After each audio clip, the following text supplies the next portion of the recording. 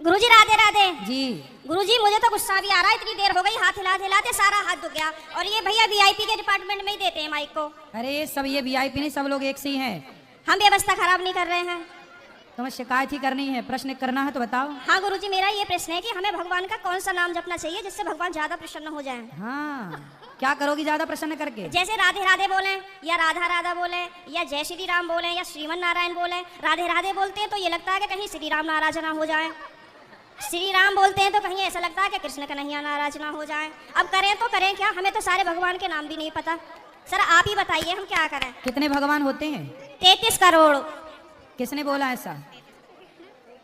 ऐसा ही बोला है कि 33 करोड़ देवी देवता होते हैं। कौन बोल रहा था ऐसे? ऐसा ही 33 करोड़ देवी देवता होते हैं, तो देवी देवता और भगवान में अंतर है कि नहीं? देवता और भगवान ये एक ही है कि अलग अलग हैं? आप बताओ गुरुजी, हमें जानकारी नहीं है। देवता अलग होते हैं, देवताओं के राजा इंद्र हैं जी। देवता अलग हैं और भगवान अलग हैं। देवता 33 कोटि होते हैं, मीन्स 33 प्रकार के कह सकते हो या करोड़ कह सकते हो, लेकिन भगवान एक होते हैं। भगवान कितने होते हैं? एक। अच्छा ये बताओ, आप एक ही हो ना? जी। आपके पिताजी आपको क्या कहते हैं? बेटी। और भाई बहन। शादी हो गई? हाँ जी। पति क्या बोलते हैं? पति तो गाली दे के ही बोलते हैं। क्या गाली दे के बोलते हैं? वो तो ऐसे ही बोलते हैं, बस अब गाली मैं दे नहीं सकती ना सबके सामने।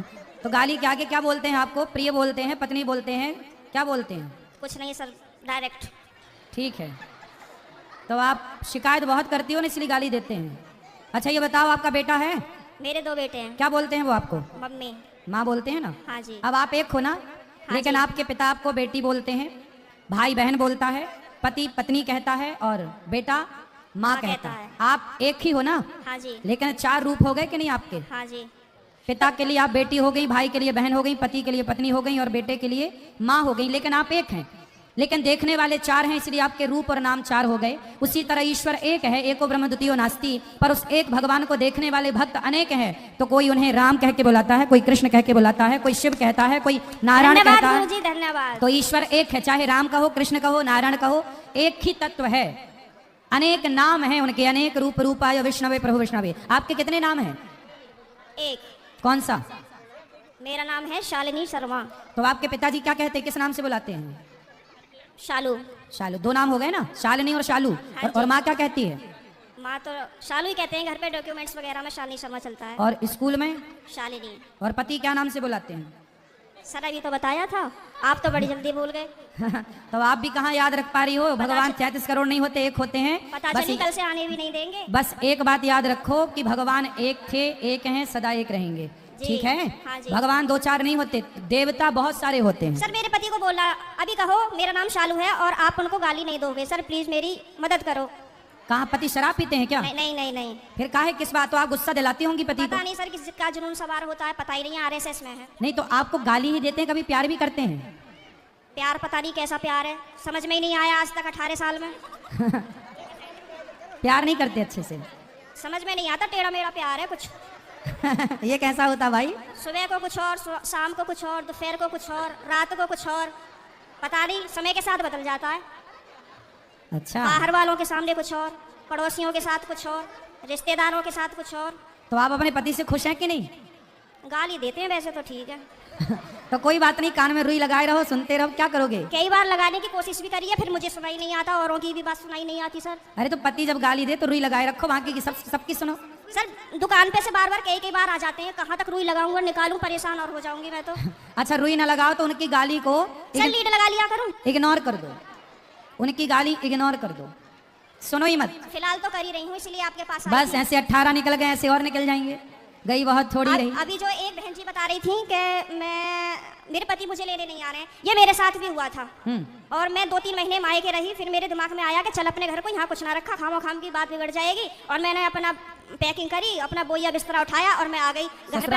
हाँ जी, घर पे आके मुझे सबने देखा तो सबको शौक लग गया कि हो पता ना कैसे आ गई। मैंने कि ऐसे ही रहूंगी अब तो यहीं पे। सही है, सही करा मैंने? हाँ मैंने यही समझाया उस बहन को। हाँ अब तो मैं ऐसे ही रहती हूँ, शेरनी बन गई सर आपके कहने से। शेरनी बन गई अब हाँ। तो पति सुरक्षित है कि नहीं शेरनी से? पहले सब लोग मुझसे कहते थे तो मैं रोती थी। हाँ। लेकिन उन्होंने मुझे रुला लुआ के इतना मजबूत कर दिया है हाँ। कि अब मैं सीधी दहाड़ मारती हूँ। तो वो लोग रोते होंगे अब? अब वो परेशान हो जाते हैं, घर में से चुप निकल जाते हैं। सही करा गुरुजी मैंने? सही है, सही है। सास आपकी परेशान रहती है आपसे क्या? नहीं, सास परेशान नहीं रहती, प्रॉब्लम तो पति से ही है, लेकिन मेरी सास की ये प्रॉब्लम है कि वो अपने बेटे को नहीं समझाती हैं।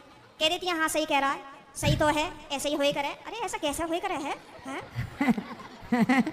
सही है। मैंने बोला है मम्मी को, मैंने कि थोड़ा सा अपने बेटे को भी समझाया करो, मतलब आप उनसे बोला करो कि इस तरीके का व्यवहार नहीं करना चाहिए अपनी पत्नी से, वो भी तो तेरे लिए ही आई है। सही है, सही है। मेरे अड़ोसी पड़ोसी से भी कहते हैं कि ये पता नहीं आप कैसे रह रही हो, कैसे झेलती हो इनको। मैं कहती हूँ अब क्या करूँ, कहाँ जाऊँ, कहीं ठिकाना ही नहीं है। बस यही है कि चलो जैसा ऊपर वाला रखेगा वैसे रह ही रहे, पर मैं खुश रहती हूँ। ठीक है। भागवत में जाती हूँ, खाटू श्याम के प्रोग्राम तो मैं कहीं के भी नहीं छोड़ती। पति जाने देते हैं? मेरे घर वाले तो यूँ कहते हैं वैसे तो घर में दंगा रखती है, वैसा भागवत और उसमें जाती है। तो मैंने कि फिर क्या करूं, आप बतला एक लिया काम करो, मुझसे। आप पति को कल ले आना, प्रश्नोत्तरी में मैं समझाऊंगा, वो कभी गाली नहीं देंगे आपको यदि आप कल ले आई उनको। तो गुरुजी आप यहीं के माध्यम से ये संदेश दे दो कि जहाँ भी शालिनी शर्मा के पति हो वो कल को प्रश्नोत्तरी में जरूर आए। अरे ये भी हम ही कहे तुम ना हाँ लाओगे? सर, नहीं मुझे आप ही की मदद चाहिए, मैं हर जगह से टूट चुकी तो हूँ। फिर इनके पति जहाँ हो, क्या नाम है? पंकज कुमार शर्मा। पंकज कुमार शर्मा जी कल की प्रश्नोत्तरी में जरूर आए, है ना? उनकी पत्नी बहुत दुखी है और उनको गाली ना दें, हम समझाएंगे आपको। बिल्कुल हम समझाएंगे, गाली ना दें अपनी पत्नी को। सही है। धन्यवाद गुरुजी, मैं बहुत खुश हूँ। कल मैं कलश यात्रा में नहीं गई थी, किसी ट्रेजेडी होने की वजह से मुझे वहाँ जाना पड़ा, लेकिन मैं पूरी रात इतनी परेशान रही और मैं आज 2 बजे ही आके बैठ गई यहाँ से, आपको देखती रही। मैं कब आएंगे कब आएंगे कब आएंगे, और अभी भी मेरा कोई जाने का मन नहीं है। अगर आप रात को यहीं रुको तो मैं भी रुक जाऊंगी। ठीक है, क्या करूँ मैं? अभी तो आपको पति की जरूरत है, पति के पास जाइए मैं तो और कमरे में पति को कल जरूर लेके आइए। मैं कमरे में अपने आप को बंद करके और आप ही का देखती रहती हूँ। मेरे पति जैसे सुन लेते हैं ना कि जंगले में से फिर लगी पड़ी है, तो कहेंगे हो वैसे तो बड़ी पुजारन हो रही है, वैसे हमसे पूरे दिन रात ऐसी मारा है हमारी, अब मैं क्या करूँ भाई। वैसे प्रेमानंद जी को सुनती है, कभी अनिरुद्धाचार्य जी को सुनती है, बाबा आएंगे यहाँ पे करने के लिए तेरा उद्धार। मैंने कहा हाँ मेरा तो ये उद्धार करेंगे। मैंने कहा आप बतला लिया करो तो मुझसे। तो पति बात नहीं करते आपसे? पता नहीं, समझ में नहीं आई आज तक बातें। चलो अब ले आना कल, तो हम समझाएंगे तरीके से। ठीक है गुरुजी, बहुत बहुत धन्यवाद। खुश रहिए जी। गुरुजी क्या होता है ना, लाइफ में आप कुछ अचीव करते हो, अपने गोल्स बनाते हो, और अचीव करने के बाद फिर वो थोड़े दिन रहता है, उसके बाद फिर आपकी और इच्छाएं बढ़ जाती हैं। जैसे कि फॉर एग्जांपल मेरे को बचपन से था कि मुझे एक फेंडी का चश्मा चाहिए। मैं दुबई गई, मैंने वो खरीदा और फिर वो नॉर्मल है। तो ऐसे ही करियर में भी चलता है। तो अपने अंदर वो सेटिस्फैक्शन लाने के लिए कि आप जितना है उतना भी इनफ ही है, उसके लिए आप कुछ बताइए जो हम प्रैक्टिस कर सके लाइफ में।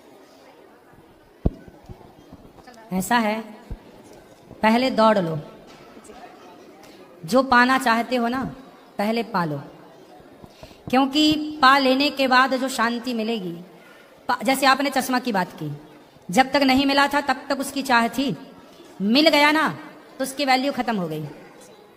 ऐसे ही है संसार में, जब तक जो चीज नहीं मिलती तब तक ही उसकी कदर होती है, मिल जाने के बाद वो मिट्टी है। ना मिले तो सोना और मिल जाए तो माटी, यही है। इसलिए आप जीवन में जो पाना चाहते हैं, हम तो भगवान से प्रार्थना करेंगे कि आप इतने सफल बने कि सब कुछ पाओ, और पाने के बाद कहीं अटैच मत हो जाना। ये याद रखना कि ये जो आपका शरीर है, ये जो आपका जीवन है, ये जीवन हम सबके लिए ना बहुत कम समय के लिए मिला है। हमारी और आपकी आयु लगभग 100 वर्ष की है, लगभग। लंबा 100 तो नहीं जिएंगे, लेकिन 80 तो फिर भी मान के चलो। तो हम सबकी आयु लगभग 100 वर्ष की है। इसमें से बहुत सारे वर्ष हम लोगों के जा चुके हैं। इन वर्षों में हमें संसार की वस्तुएं भी चाहिए, अपनी इच्छाओं की पूर्ति करना। अच्छा मुझे एक बात बताओ कि जो हमारी इच्छाएं हैं कभी पूरी होती हैं? मिलने के बाद भी, प्राप्त होने के बाद भी नहीं, फिर आप और उससे ऊपर की चीज सोचते और नया आ जाता है। इसका मतलब है ये इच्छाएं जो है ना कभी ना पूरी होंगी। रावण की लंका सोने की थी, उसकी इच्छाएं पूरी ना हो सकी जो सोने की लंका में रहता था। इसलिए इच्छाएं याद रख, सिकंदर के हौसले तो वाली थे, जब गया जमी से तो दोनों हाथ खाली थे। सिकंदर अपनी इच्छाएं पूरी ना कर सका, हम आप क्या इच्छाएं पूरी करेंगे? इसलिए सिंपल फंडा है, जो मिल गया है उसे बहुत मान लो, जो प्राप्त है उसे पर्याप्त मानकर और अपनी जिम्मेदारियों को निभाते हुए भगवान की ओर बढ़ना है। सच्चाई बता रहा हूं आपको, भगवान के सिवा आपका कोई नहीं है संसार में। ये दुनिया के नातेदार, रिश्तेदार, ये सब आएंगे और जाएंगे। परिवार आएगा जाएगा।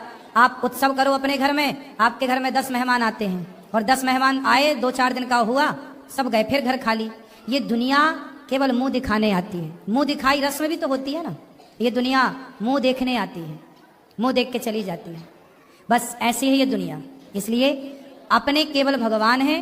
पैसे कमाओ, काम करो, खुश रहो, जिंदगी में जो चाह है उसे पूरी भी करो, लेकिन ये मानो कि हमारा संबंध भगवान से है और किसी से नहीं। हमें वहां चलना है, वहां ईश्वर के पास जाना है। ये संसार अपना नहीं है। ये मान करके भगवान से संबंध मजबूत रखो और संसार के व्यवहार को निभाते रहो और जितना मिला है उसमें संतुष्ट रहो। आपने जो साड़ी पहनी, ये जो पहना साड़ी है क्या है? नहीं, सूट है। सूट है। ये सूट कितने का है? पता नहीं। फिर भी 1000, 2000, 10,000, 20,000, हाँ, ऐसे ही कुछ। हाँ जी, तो 5,000 का। उसके आसपास। सुनो सुनो सुनो, चुप रहो। ऐसा है कि जो सूट आपने पहना है, ये सूट जो है ये 5, माना कि 2000 का सूट है आपका। ये 2000 का सूट आपना भी 1 साल और पहनना। 1 साल पहनने के बाद आप किसी को देने चाहोगे ना, तो लेने वाले बहुत मिल जाएंगे, भाई हमें दे दो, हमें दे दो, है ना। मतलब आपका उतारा हुआ कपड़ा लेने वालों की लाइन लगी है।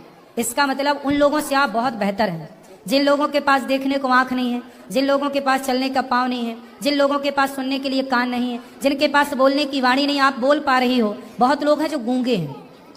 इसलिए खुश होना है तो आप ये मान के खुश होइए कि भगवान ने हमें देखने को आंखें दी, चलने को पाँव दिया। वाह, हम नाच सकते हैं, हम इन हाथों से किसी की सेवा कर सकते हैं, कानों से कथा सुन सकते हैं, आंखों से भगवान को देख सकते हैं, वाणी से बढ़िया भजन गा सकते हैं। जो मिला है ना वो बहुत है, बहुत है। मतलब इतना सोचिए, कुत्ते के पास 84 लाख योनियां हैं। 84 लाख योनियों में केवल आप हैं, मीन्स मनुष्य है, जिसके पास सब कुछ दिया है ईश्वर ने, है ना। कुत्ते के पास कुछ भी तो नहीं है लगभग। बिल्ली के पास क्या है? ना खाने की व्यवस्था है, ना रहने की व्यवस्था है, ना वो बच्चों से आपकी तरह लाड़ लड़ा सकती है। वो अपने तरीके से करती होगी सब कार्य। वो बच्चे को लेके भागती है तो मुंह से दबा के भागती है। आप अपने बच्चे को हाथ में गोद में उठा के चलते हैं। 84 लाख योनियां हैं। बंदर देखो ठंडी में मरते रहते हैं, बारिश में भीगते रहते हैं। हम लोग तो रजाई ओढ़ लेते हैं सर्दी में, छाता लगा लेते हैं गर्मी में, बारिश में। कुल मिला के ईश्वर ने हम लोगों पर बड़ी कृपा की कि 84 लाख योनियों से निकालकर मनुष्य का शरीर दिया। इसलिए जो है ना वो औरों की अपेक्षा बहुत है। ईश्वर का केवल धन्यवाद।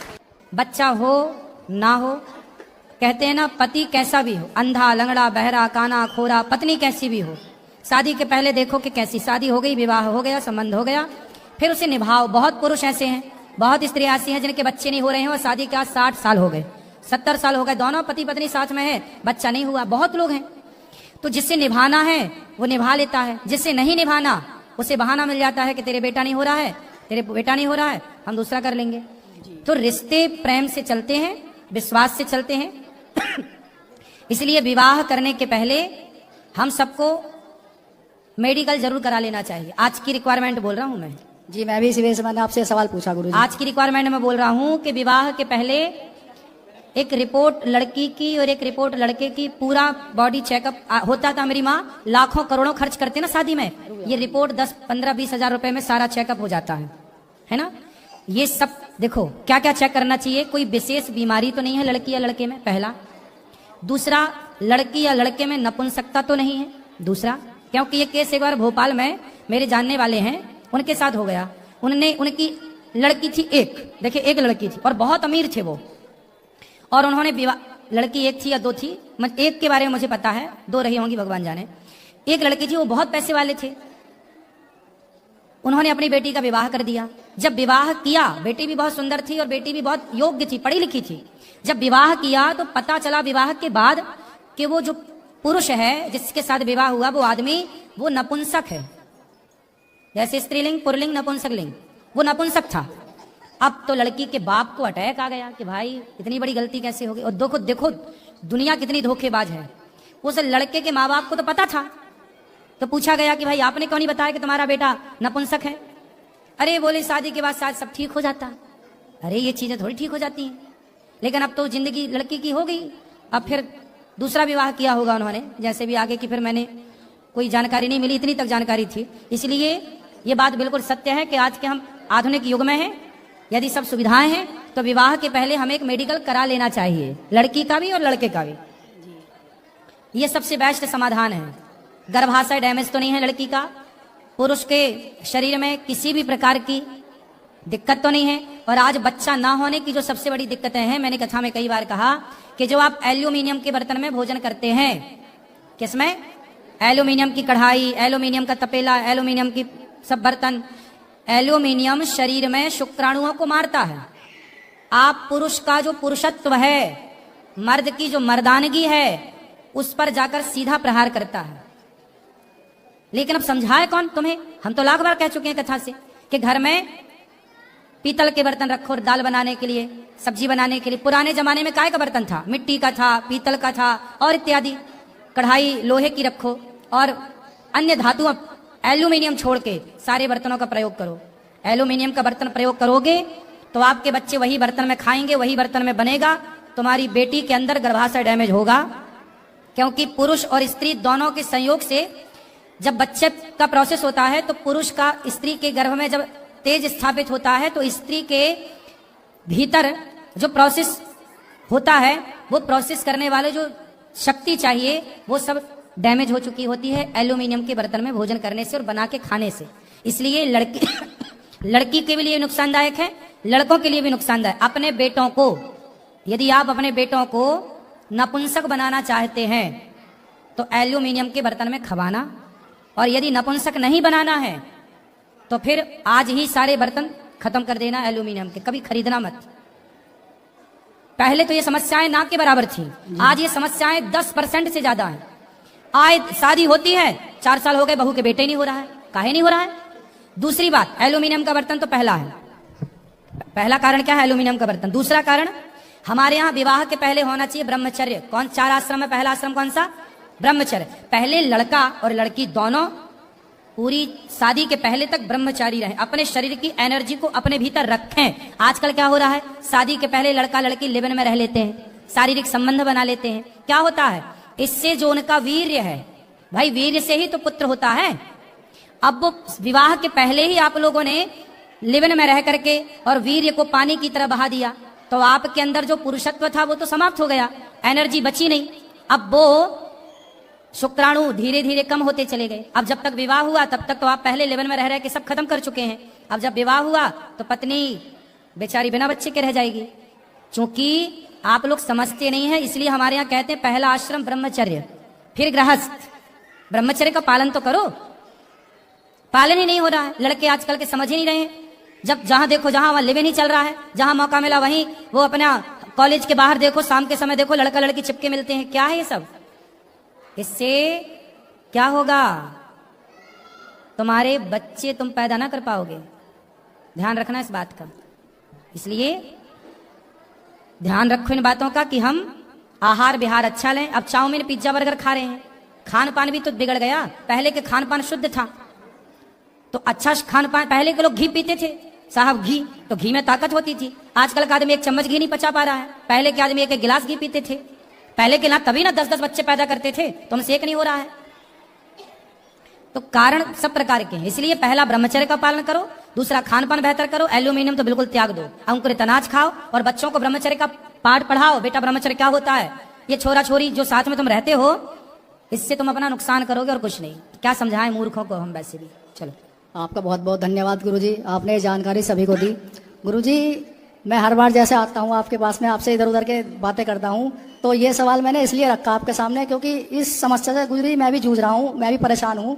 मैंने आज तक अभी तक आपसे नहीं मैं बताना चाहता था। जैसे आपके पास आते भी हैं, आप कहते हैं कि ऊपर भगवान पर विश्वास और नीचे डॉक्टर। मैं भी इस बात को मानता हूँ गुरुजी, लेकिन कुछ लोग जो है वो कहते हैं कि जैसे तू गुरुजी का शिष्य है और गुरुजी के वृंदावन जाता है, गुरुजी के पास भी जाता है, तो तेरे साथ में ये समस्या क्यों है? कभी उनसे अपने बारे में बात किया कर। मैं तो जबकि सब जानता हूँ कि मैं नहीं, मैं मेरे गुरुजी जो है वो बहुत ऊपर की चीज है। वो ऐसा नहीं है कि वो कोई मंत्र देंगे या मतलब कुछ ऐसा। कितने साल हो गए आपको विवाह के? मेरी शादी को गुरुजी लगभग 9 साल हो चुके हैं जी। तो मैं अभी तक कोई बच्चा नहीं है, तो मैं वैसे संतुष्ट हूँ अपने जीवन में। अब गुरुजी कृपा से, ठाकुर जी की राधा रानी की, मेरी तो सब इच्छाएं जो है मैंने अपनी खत्म कर ली है। मैं अपने जीवन में खुश हूँ, बहुत संतुष्ट हूँ। लेकिन आप जानते हैं कि कुछ लोग जो है वो कहते रहते हैं कुछ ना कुछ। मैंने कहते हैं कि आपकी बार जाएगा तो गुरुजी से अपने बारे में कुछ पूछ के आना। उसमें रिश्तेदार भी हैं, सभी आप समझ रहे होंगे, कुछ लोग हैं। तो मैंने कहा तो गुरुजी मैं आपके माध्यम से उन सबको क्या कहूँ ना, क्या जवाब दूँ, आप बता दीजिए।